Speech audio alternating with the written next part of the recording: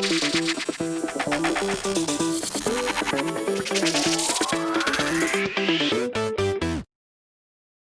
Trubisky has finally spoken to the media for the first time since last December. What did he have to say, and what can we take away from it? What's up, guys? I'm back with another Bears offseason news video. If you're new here, subscribe for more Bears offseason coverage. I'll be coming out with Bears videos pretty much all offseason long. A lot of highlight videos, a lot of reaction videos, stuff like that. And guys, I apologize. I'm a little bit late on this one. Okay, so Mitch actually gave this interview on Friday, and today is Wednesday, I think, so a little bit late. Sorry about that. I got a little bit busy, but nonetheless, I'll be reacting to it right now. So pretty much how this video is going to work is that I'm going to go through Mitch's interview and just pick out like the key parts, the most important quotes that he had, and kind of break down and analyze them for you guys and kind of, tell you guys what my opinion is on what he is saying. Because if you guys have not seen this interview, first of all, it is a really damn good interview. I mean, a lot of great questions were asked. Mitch gave some pretty good answers. And again, this is the first time we're actually talking to him since last December. The first time we're talking to him since we got his replacement, potentially, Nick Foles, okay? So there's a lot going on in his mind right now, and it's really cool to kind of pick his brain and see what he is feeling in this, moment. I mean, this is the first time in Mitch's career where his future with the Bears is in question. The last 3 years, pretty much, they were all just dedicated to only Mitch, having Mitch as our starting quarterback, having Mitch as our franchise quarterback. But now that future is in doubt. So, hearing what Mitch has to say, hearing what he feels, it was pretty interesting. Again, I have to recommend that you would watch this full interview in its entirety, because I'm only going to go through the main points. But it was a really damn good interview. It only has 20K views on the Bears YouTube channel, so that's a shame, man. You guys need to watch that. But nonetheless, let's get right into it. You've been the unquestioned guy here for a couple of years. They go out and trade for Foles and, give him some pretty good money. And he's a guy that has done some good things in the league throughout his career. Just kind of what was your thought process and reaction when that was all happening real time for you? Yeah, it was kind of interesting to me. But that's the business that we're in. I think I was kind of pissed off in a good way. I've been motivated ever since. Pause. Pissed off in a good way. That is exactly how you want your quarterback to feel after you brought in some competition for him, okay? Because I know a lot of quarterbacks in the NFL, they would not be too happy with having competition brought in to, challenge them. Because being QB, I mean, you're the leader of that team.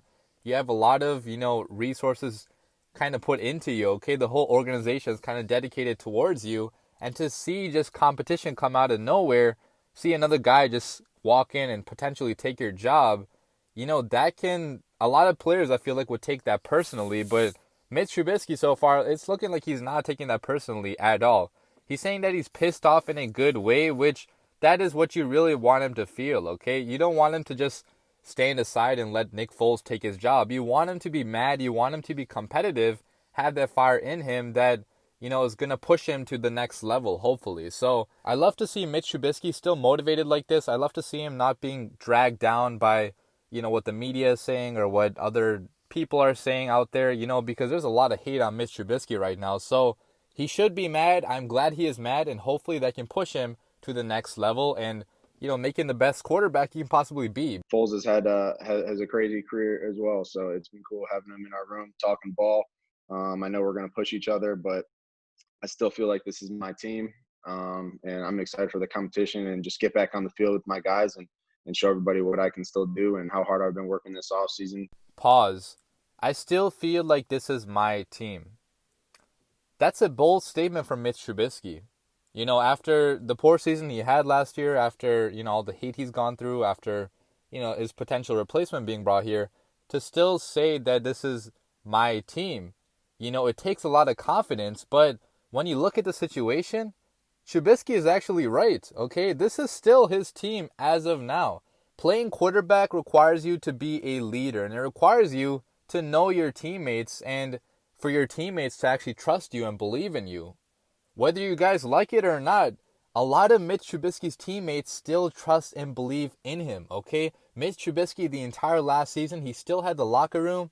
Nobody was questioning him whatsoever. This offseason, if you look at what he's doing right now, he's working out with all his receivers, all his tight ends, while Nick Foles is probably not, okay? Because that's the upper hand that Mitch Trubisky has in this QB battle. He knows everybody on that team. He has history with them. He's built relationships with them that took a couple years to develop. Now, if Nick Foles comes in here and plays much better than Mitch Trubisky ever did instantly, then he's going to gain the support of the locker room pretty fast because the locker room just wants to win. But I'm just saying, as of now, Mitch Trubisky has the upper hand in the relationships, in the, trust, in the, stuff that he's built on this team over the past 3 years. When you had an opportunity to reflect back on 2019, what were specific struggles you identified, and what part was maybe most frustrating to you? Yeah, I think overall it had to do with health and then lack of details on offense. So I think if we work on those two things, obviously health comes down to a little bit of luck and just having everybody's body ready to go for this season. And then we just got to be more detailed. We got to be more locked into our game plans week in and week out. Everybody's going to be on the same page. And when we get to Sundays, it's got to all be about execution. So pause. So Mitch Trubisky here is saying that the struggles of last year were mainly due to bad health and lack of detail on offense, which when you really think about, he's right. What detail did we have on that offense whatsoever? There was none. If you look at the offensive line, they were missing assignments. They were not communicating at all. There was no detail at all on that offensive line. If you look at the receivers, they were dropping passes. They were running the wrong routes. If you look at Mitch Trubisky, he was all over the field with his inaccuracy, not going through his reads, not going through his proper mechanics. There was no detail in that. Our tight ends were horrible. There was such a lack of preparedness, such a lack of cohesiveness that, really hampered this offense the entire year. A lot of that does fall down to coaching. Matt Nagy did not prepare these guys as well as he did in 2018. But a lot of that does fall on the players as well. I think they were riding the high of 2018, thinking that it's going to be easy now. Okay, you were already on top of the world. We can do that again. But that did not happen, okay? And that's not the right mentality to have in the NFL. You cannot be too cocky. You cannot be too overconfident in this league because people are going to tear you down. So, Mitch Trubisky is right here. There was no detail on offense. And the injuries obviously did hurt us as well. But I still feel like overall, the offense was the main problem of last year. And, I'm glad that Mitch Trubisky is acknowledging that. Curious, what was the process like in terms of them declining your option? When did they tell you? Were you surprised by it? And what was part of the explanation? Yeah. So it wasn't really a big surprise to me because I kind of felt like I had it come in. I mean, I put myself in their shoes. If I was looking at myself, I feel like I would have to go out and earn that fifth option. I feel like the way I played last year didn't merit that. So I wasn't all that surprised. Pause. That's an extremely humble answer from Mitch Trubisky. Blaming pretty much himself for not getting that option picked up, which obviously that is the truth, okay? I'm glad that Mitch Trubisky is facing the truth here. He's taking full ownership for his mistakes, for his poor play, and I love to see him not try to blame anybody else for that. He didn't try to play the blame game whatsoever, even though he could have, okay? He could have blamed a lot of it on Matt Nagy's ineffectiveness, his poor play calling. He could have blamed it on the poor offensive line, but he's taking full ownership of his mistakes, which I'm glad to see him do. That's how you get better, and that's how you succeed in a league like the NFL. But for me, my plan is just to go out there and earn my next contract, wherever that is. I want to be here in Chicago. I'm going to play my heart and soul out for this team and give it everything I got. So I'm just excited to get back on the field with my teammates and get back to work. Pause. I'm going to play my heart and soul out for this team. If that's not leadership, if that's not passion, if that's not conviction, if that's not confidence, I don't know what else is, okay? Mitch Trubisky is putting everything he possibly has into this. He wants his job badly. I mean, I don't know why people are doubting his drive right now to still want to be the starting quarterback. Mitch Trubisky badly wants to be the starting quarterback. He wants to be a star in Chicago. He wants to give our franchise the thing it desperately has lacked throughout its history. And he is working harder than ever to accomplish that. So, it makes it so hard to root against this guy. Even through his shortcomings, even through his mistakes he's made, he is so extremely humble and hardworking that you want to see this guy have success. This is exactly why his teammates respect him so much. Mitch Trubisky is a fighter. No matter how much shit you throw at him, no matter how much you bring him down, he's going to play his heart and soul out for his teammates because that's what Mitch Trubisky is all about. Hey, Mitch, can you take us through these workouts that you're organizing with the teammates that are in town? Tariq says it starts with a text message with you, and it kind of goes out like that. Take us through them if you can. Yeah, I send them all a text. I do it individually. That's the key. So don't do group text because then everyone doesn't reply. You got to do it individually so each person feels like you're talking only to them. And I send out the text and just to guys who are still in town, a few running backs, receivers, and tight ends. And we just been running routes and going over the installs that we have during the week. So whatever OTA plays we install that week, we go out, run them on the field, and hit those routes and get down the timing. And I think it's really helped me and the guys a lot just to be around each other since we're not able to all be in the buildings. Pause. So I thought that was a pretty cool segment where Mitch Trubisky talked about how he's actually doing these workouts, what he's doing in them, how he's organizing them, how he's really contacting each person one-on-one to try to get them to, practice with him. And I feel like this stuff is really going to benefit him in the long run. Obviously, it's not against a live defense, but to get these reps in, it's invaluable. And again, I don't think Nick Foles is getting these reps in with his teammates. I mean, that's, like I said earlier, a place where Mitch Trubisky has the upper hand on Foles. With this coronavirus stuff, I mean, you cannot have the same practices, the same OTAs that you would have otherwise. So it's really just up to the players individually to organize stuff themselves.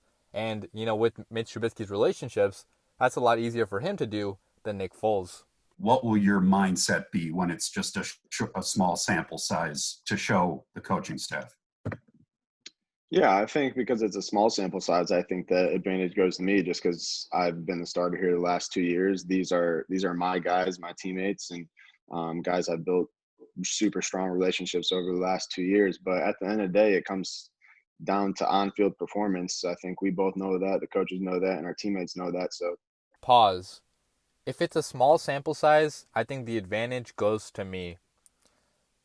Honestly, I have to agree with that to some extent, but I also have to say that because it's a small sample size, the leash will also be tighter on Mitch Trubisky. Okay, so if Mitch Trubisky wins this job because there weren't enough reps to go through in the preseason to determine who was a better quarterback, and if Mitch goes out there in week 1 or 2 and just stinks it up, if he is not better this year than he was last year, he's going to get pulled a lot faster than Nick Foles would have gotten pulled. So yeah, the Bears might give the job to Mitch Trubisky based on his preseason reps, but the leash is going to be tight on him. They're not going to let him go out there and stink it up for that long because both Ryan Pace and Matt Nagy might be having their jobs on the line this year, and we need to win games fast. So, whatever the case is, hopefully Mitch, if he starts, he can actually continue and be great the entire season. Hopefully if Foles starts, he can continue and be great the entire season because it's good to have stability in the QB room.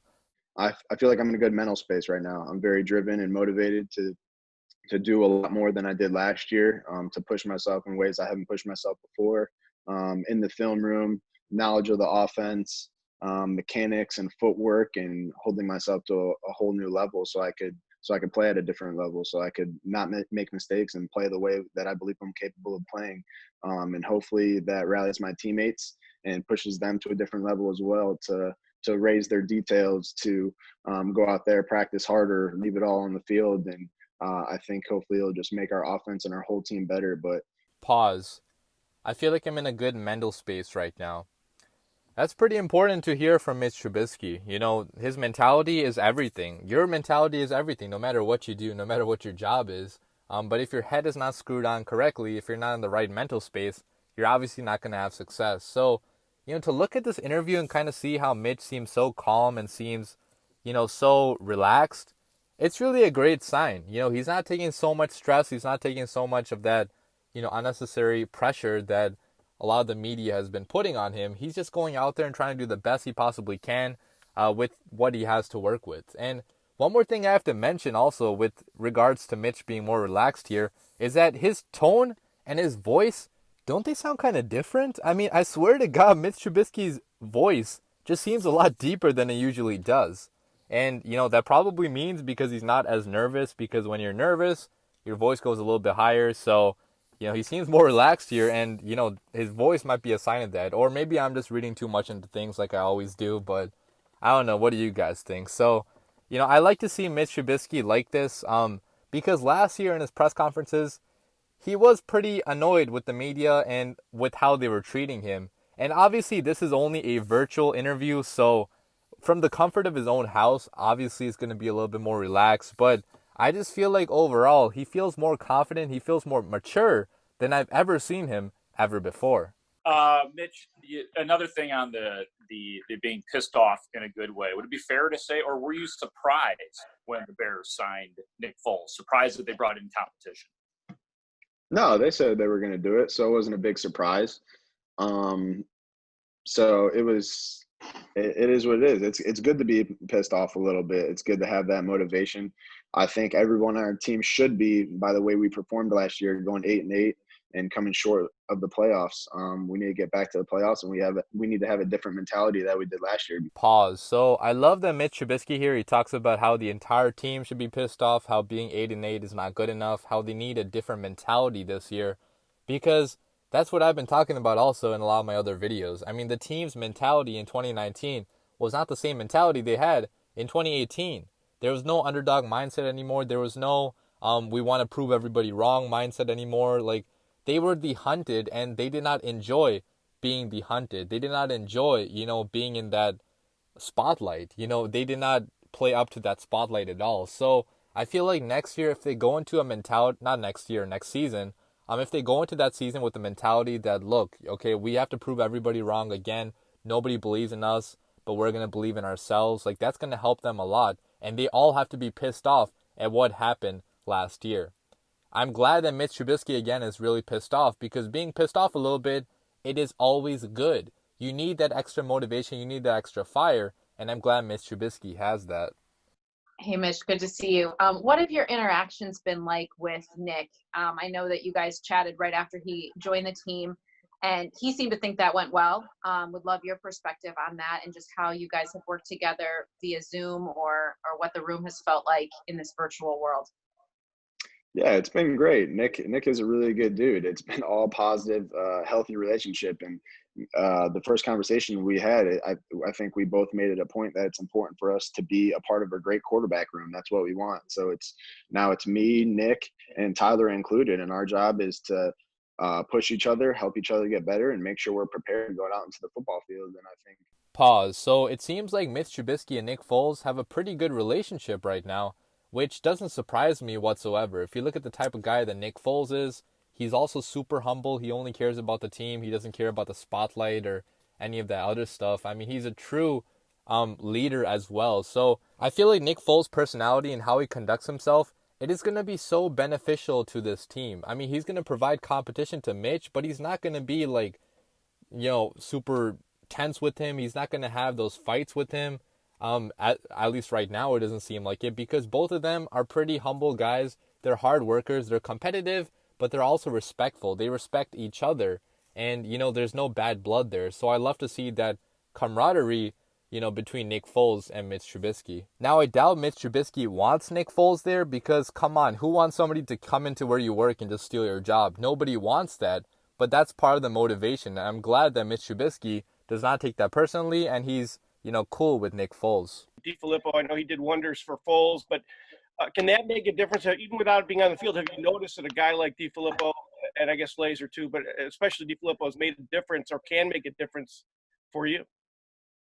Yeah, I definitely think they can. I think Coach DeFilippo has done a great job developing quarterbacks and helping them with all the different drills that he's shown me this offseason so far. So it's been impactful on the Zoom meetings, but I think we can take it to a whole new level once we get on the field, obviously, with him. But just having those conversations, I'm just excited to work with him. I really hope he does, but let's see what happens. So we can really get Leave your comments down below, guys. Let me know what you thought about this interview. But as always, bear down. Pause. So it seems like Mitch Trubisky is pretty excited about the John DeFilippo signing, which I was as well. Because if you look at what John DeFilippo has done in this league as a QB coach, not so much as an offensive coordinator, but as a QB coach, he has had a ton of success in this league, okay? He was one of the main reasons why Nick Foles won the Super Bowl MVP with the Philadelphia Eagles. I mean, Nick Foles has admitted that himself. John DeFilippo helped him as much as any other coach did in the NFL. So for him to get his hands on Mitch Trubisky, I'm excited to see what he can do with him. They're not going to have as much time together on the field as you would have liked because of this virus stuff, but nonetheless, whatever time he gets, hopefully he can make Mitch Trubisky into a better quarterback. He has a different coaching style than any of the other QB coaches we've had, so I like to see this guy come in here and really see what he can do, and hopefully he can work some magic on Mitch. But if not, he's a pretty good coach too for Nick Foles. So that's pretty much all the quotes I want to cover in this interview, but there's one more that I want to cover that's not something he said, but something that's kind of symbolic that's sitting right behind Mitch Trubisky on the wall.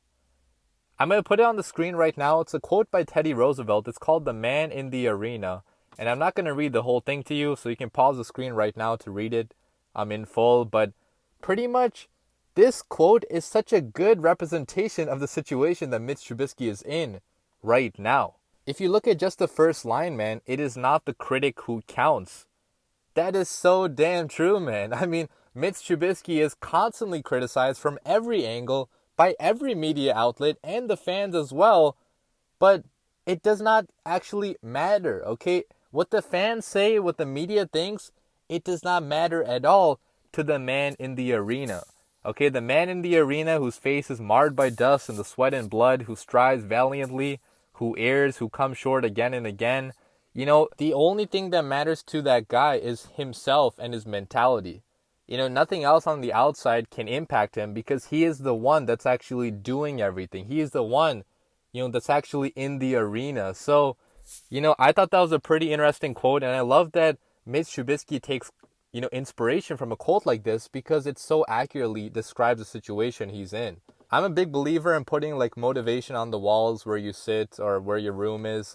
In high school, I used to do that too. I used to have a bunch of just quotes from MJ and a bunch of my favorite athletes on the wall just to kind of push me towards being better in academics and athletics. And, it really helped me, okay? Because whenever I had a really tough day, I would just look at the wall and look up there for motivation. And it's a good thing that Mitch Trubisky is doing that. It's a good thing that he has this motivation in him. It's a good thing that he's not letting everything, drag him down, because a lot of quarterbacks could have let that happen to them. But Mitch Trubisky is still going to stay fighting. He's still going to fight for this job and hopefully get it. Because mark my words, man, if Mitch Trubisky actually goes out there, wins a starting job, and leads us to a winning season and turns his entire career around, that will be one of the greatest comeback stories in sports history. So overall, man, I thought this was a really good interview. Mitch Trubisky really gave some pretty good answers, but talk is cheap now, okay? Mitch is saying everything right now. He's looking a lot more confident. He's looking like he's a more mature guy, giving great answers, but now he has to prove that on the field. I really hope he does, but let's see what happens. Leave your comments down below, guys. Let me know what you thought about this interview, but as always, bear down.